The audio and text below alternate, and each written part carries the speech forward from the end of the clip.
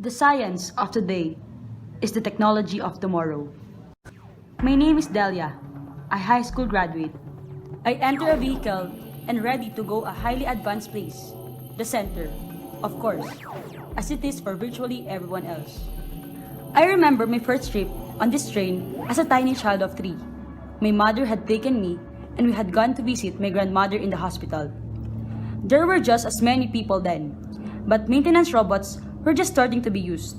There, robots are making adjustments to different locations. I thought how lucky I was that robots could not do the work I was doing now, had been doing for the past 12 years, ever since I graduated from high school. After work, a few went shopping. I went occasionally myself, but I avoided the malls when I was low on cash. That was the trouble with paying for everything with a debit card. You could use up your money quickly if you weren't careful. If you tried to leave without paying, the security cameras would record your transgression and the authorities would shut off your access to your bank account until you returned to the store and paid.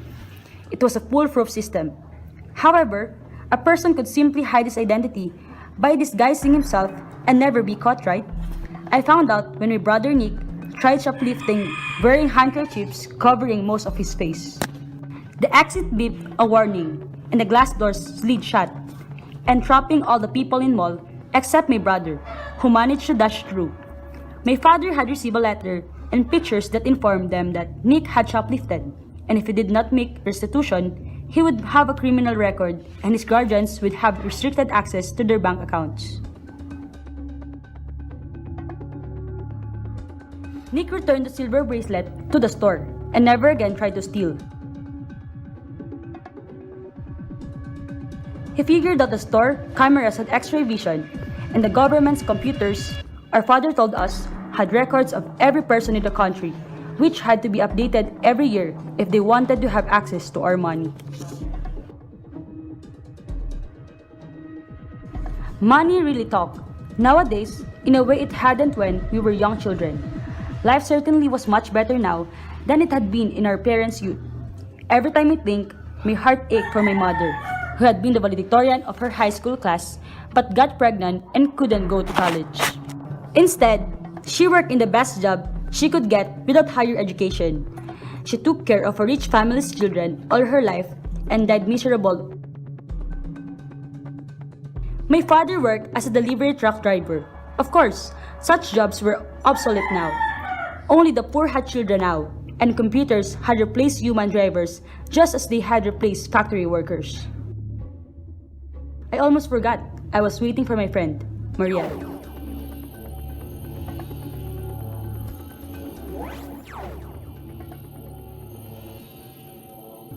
The day goes as usual. Of course, I squeezed into the seat Dalia had saved for me. We talked informally about her brother Nick, rebelling against the practices and rules and regulations of the government. Why should anyone rebel? So maybe our lives aren't as great as those of the people we take care of. But we certainly have things a lot better than our parents did. At least everybody has a job. Since the government restricted access of all provisions and privilege to those who work and those who had worked and retired at the appropriate time, the only way one could possibly avoid depending on the government for their daily bread was to go to the few wild spots left and live off the land. Few people knew how to do traditional farming anymore. It was something you read about in history books. Computers and robots took care of cultivation and processing these days. Who would want to work that hard? There's class division, and there's no way out of it unless you can afford to pay someone to take care of your life. And that they pay us just enough to feed and clothe us and transport ourselves to the center. So we're never going to be able to break out of the cycle. Our conversation went normally. Suddenly, I remember Reggie, my first love. He had big dreams. He wanted to start a new society and life free from government. He had asked me to come with him, but I was frightened and refused.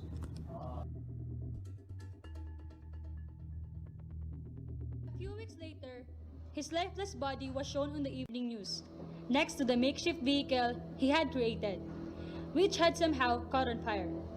Nick hinted darkly that he was attacked by the robotic patrol helicopters, but I thought it was an accident. One man alone, seeking freedom, wasn't a threat to society, was he?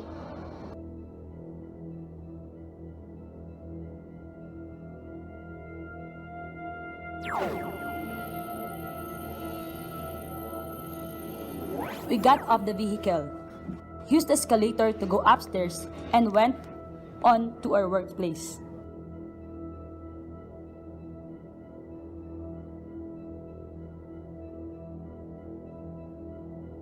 Its temperature was nearly freezing. It did not have the temperature of a greenhouse, but it was like a greenhouse nevertheless, for it was here that bodies were cultivated.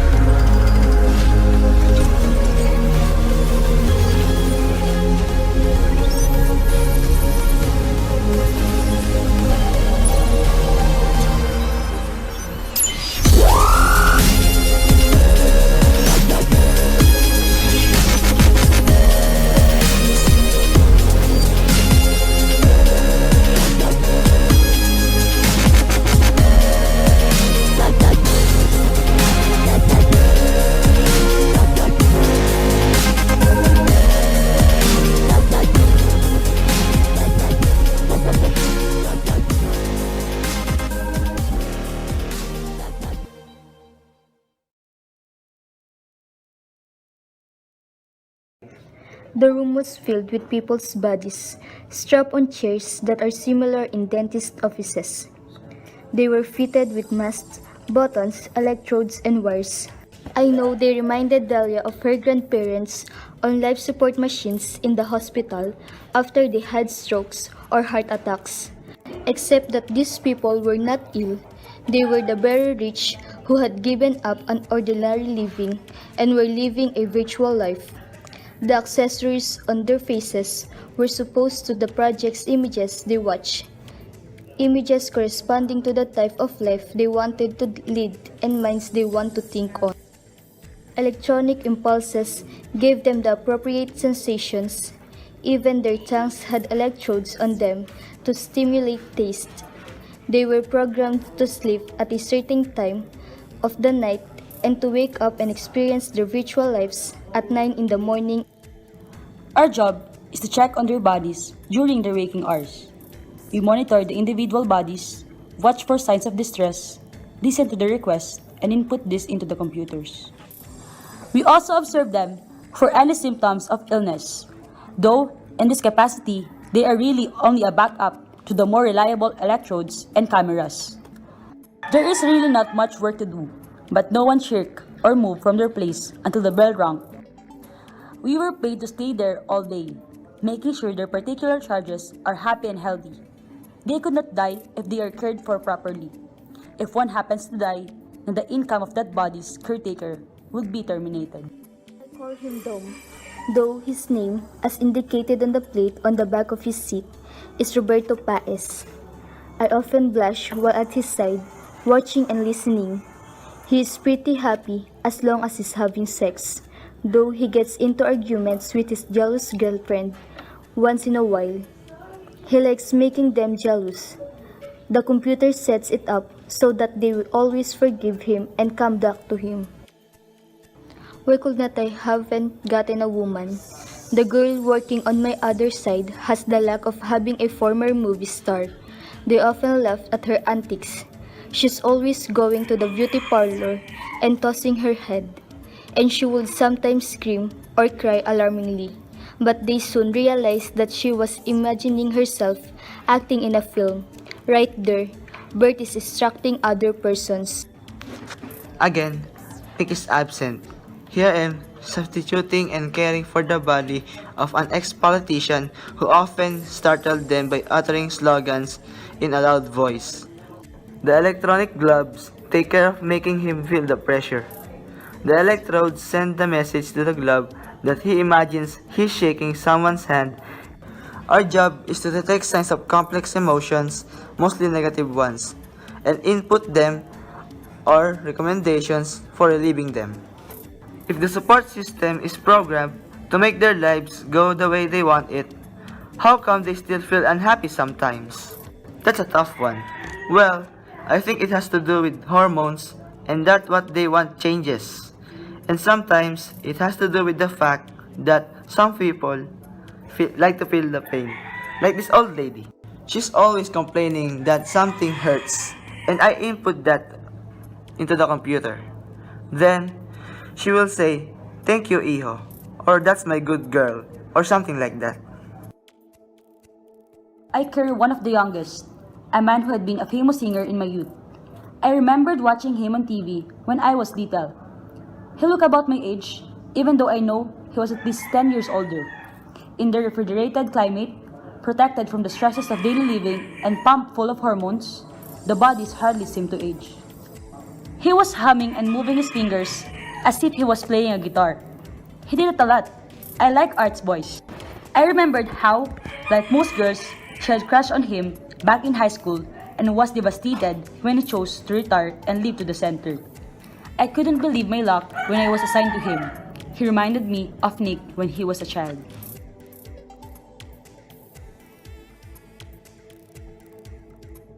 Bert didn't seem surprised that Nick wasn't around. Maybe Nick had told him about his plan, but I didn't want to ask Bert about it in front of everyone. Someone might report him.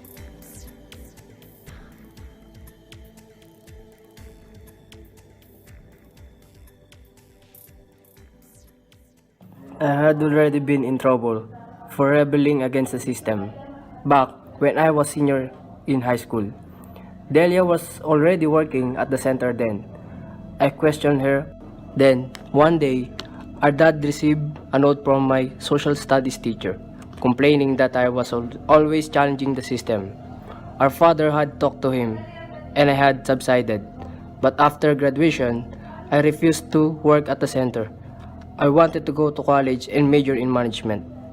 It was one of two courses available right now. College graduates supervise factories or stores or the center, saving up until they could afford a virtual life. Some of them became teachers who made slightly less than supervisors, but occupied an exalted place in society and were assured of a virtual life upon retirement. But college was expensive and they couldn't afford to send me. I didn't have any money to invest in the world stock market either. So I bummed around for a couple of years, much to our dad's disappointment. Then our father had become ill, and as the treatment for cancer was expensive, I was forced to join Dalia at the center so I could help out.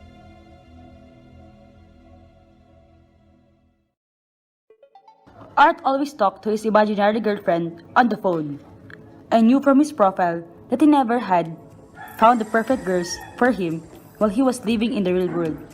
Sure, he was popular, but the people who lived with him always told him he took things too seriously. By the time he chose to go to virtual, his popularity was flagging.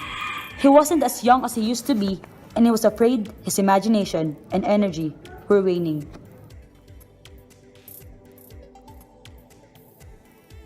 How I wish I had known him before he had gone virtual. I would have understood him, I was sure, and could have been a friend to him.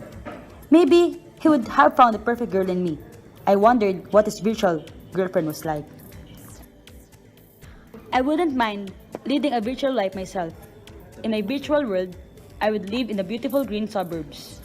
I would have a garden filled with every flowers in existence. I would be married to Reggie, whom I had never forgotten. Nobody left the country nowadays. It wasn't necessary, since for business, there was email and there was a virtual travel for those who just wanted a vacation. It was much cheaper. I tried it once when I got my Christmas bonus. But of course, one thing the computer couldn't recreate was Reggie and the experience of having him by my side. After a while, It got boring swimming at the Virgin Beach alone.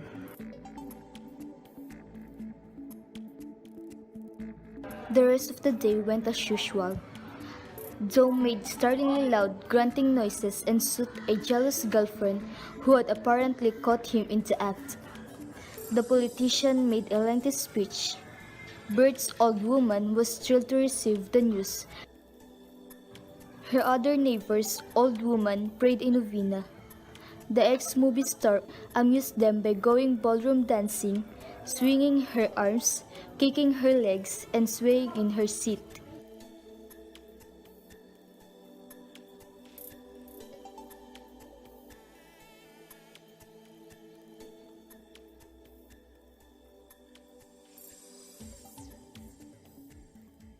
Finally, the bell rang and we are ready to go.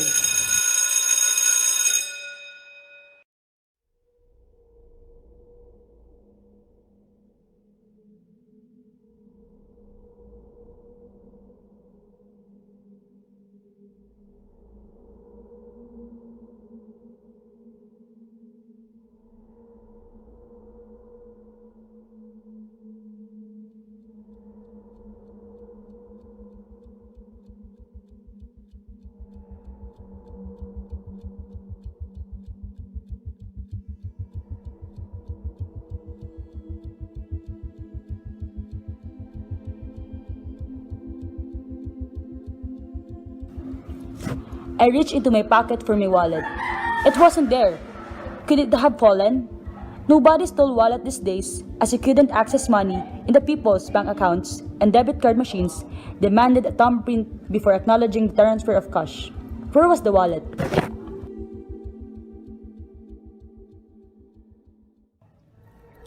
I went all the way back to the arts place. Luckily, my wallet is on the floor under a chair.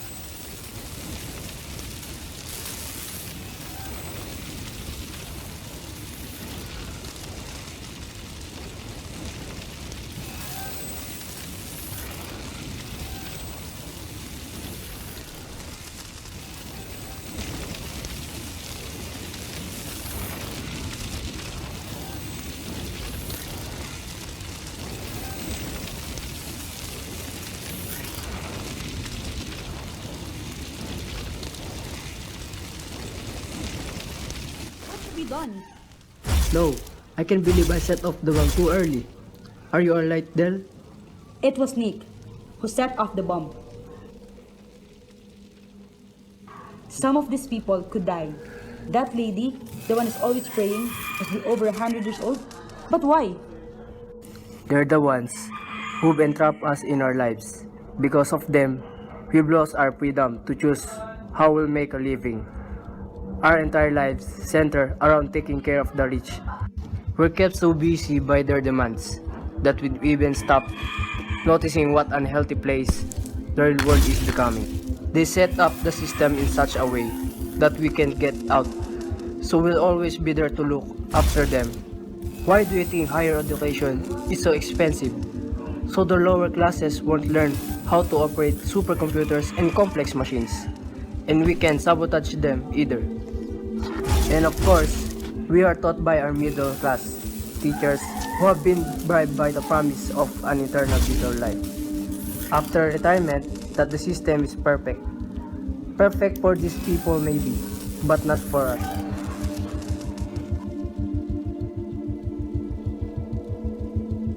Come on, wake up. It's time to see what happened to the real world since you've gone. They're after me. I told Dalia to escape through the emergency entrance once it's unlocked and bring whoever awake and alive with her. Bring them to our house. That ought to be enough.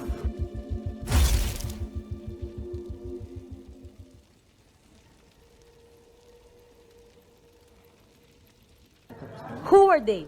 Whoever they are, I'm not afraid of them. Nobody takes my freedom away from me. That was Art. At first, I was hesitant to do what Nick told me to. I never was a rebel nor against the system, but Art gave me the courage to do so. What was that? The door was now unlocked as it rolled slowly to reveal the feet of the center supervisors.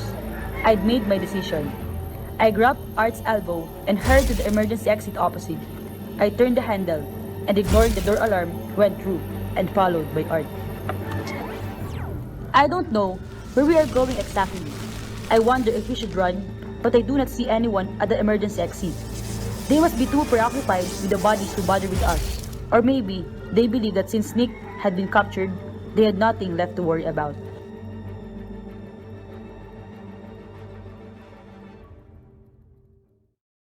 I was tense at first, but I guess we're safe now. I look around, everything changed from what they were before.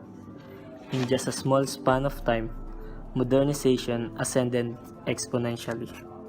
I wish we could go to other places far from here.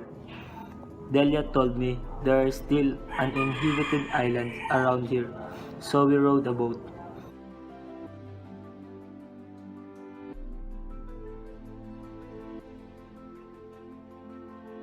Every time Delia cared for me, I felt something unusual. I know what it is. So, I confessed to Delia that I want her. I need her to face the challenge of starting a new life with me. We can get some more. We can take things as they come. That's how my mother and I did it, and I survived.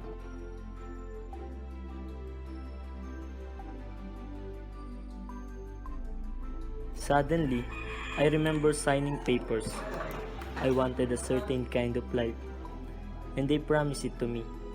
They promised I would never get old or die. I would be free to do whatever I wanted. Dalia told me that I have been asleep. So much change. No more international trade. No more need to travel outside of the country. There are MRT systems to take us to the cities. Delia and I talk more. I tell her my story that I practically grew up here. My mother and I live on the grounds of the cultural center. She begged to put food in our mouths. She died suddenly when I was about 11, and I was found by the authorities and placed in an orphan's home. That's what where my singing talent was discovered, and the rest is history.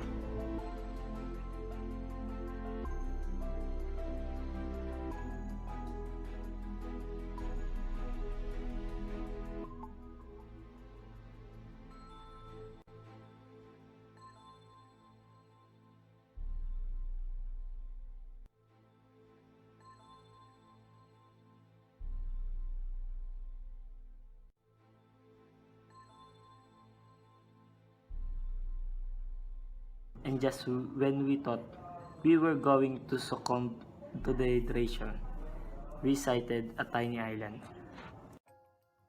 I like watching the boats best, though, and sometimes I would dream of stowing away on one of them and seeing the world. Nowadays, all you need to do is go to a virtual travel salon, Delia told me. I didn't think that would really catch on. Virtual travel, that's just like looking through a guidebook. You don't really get to experience a place, do you? You see things, but nothing happens to you. I just knew I'm almost 40. I'm 10 years older than Delia, and she was 29. Those boats I talk about, they're in museums now, Delia taught me. I told her maybe we could live on this lone island, like those people in that show they used to have when I was kid, Survivor. Delia does not remember this because of the virtual life she grew up on. I can't believe I bought into that. I thought I was happy in virtual life. I always felt there was something missing. And now, after our great escape, I know what it was. Adventure, challenge, surprise.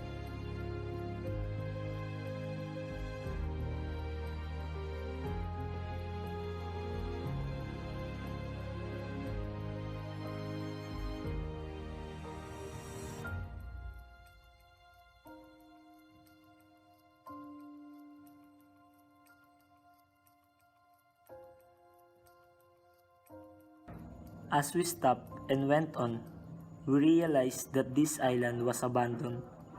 There are trees, coconut especially. I got one and battered this against a sharp stone until they split open. I handed one to Dalia, and we ate our first meal together on this island. That was how we began our new life together.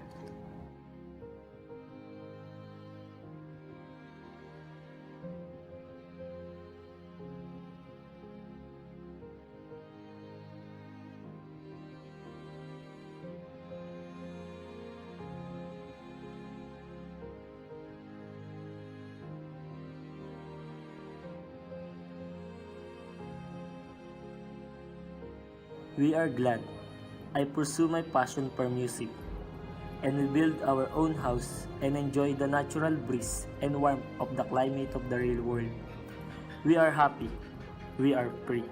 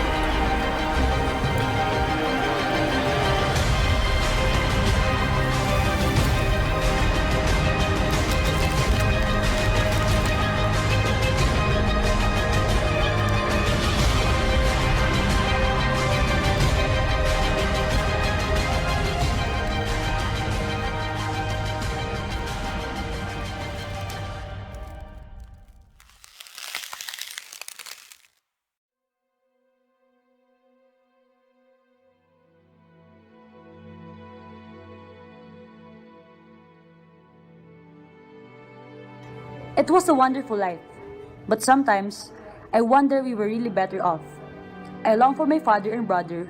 I feared to give birth to our first child alone, and that was how I filled my lonely hours, when Art was busy improvising songs. Wondering and waiting, the child grew within me, and my fear grew.